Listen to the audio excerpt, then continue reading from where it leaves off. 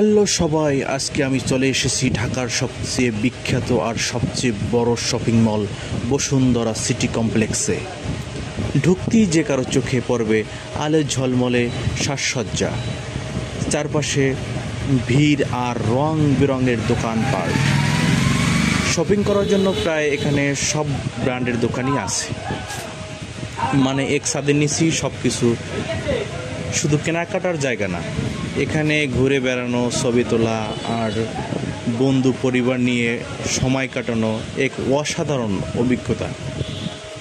আর উপরের ফুড কোর্টে গেলে দেশি বিভিন্ন নানান প্রক্রিয়ার খাবার পাওয়া যায়।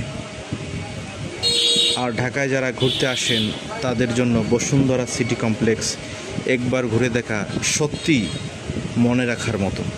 এটা শুধু শপিং মল নয়, বরং আনন্দ আর অভিজ্ঞতার এক নতুন জগৎ। এখানের এই দৃশ্যটি সবচেয়ে মনোমুগ্ধকর, এবং এখানে যত মানুষজন আসছে তারা সবাই অনেক বড় বড় মানুষ, কিন্তু তার মধ্যে আমরা ছোট মানুষগুলো এখানে। যাই হোক, এখানে পরিবেশ খুবই ভালো, চমৎকার, এবং আমার সাথে আমার ওয়াইফ এবং আমার ছোট খালা আছে।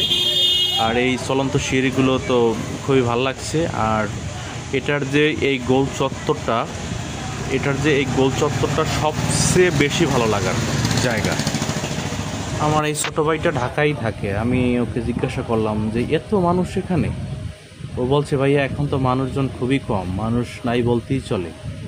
তারপরও আমি এত মানুষ দেখে একদম অবাক। আমার জীবনে আমি প্রথম এই ঢাকা বসুন্ধরা সিটি কমপ্লেক্সে ঢুকছি।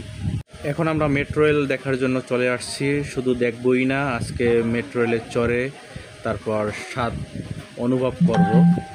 এই যে আসলে মেট্রো রেল কেমন, ওই দেখতেছেন যে কি গতিতে উনি চলে গেল।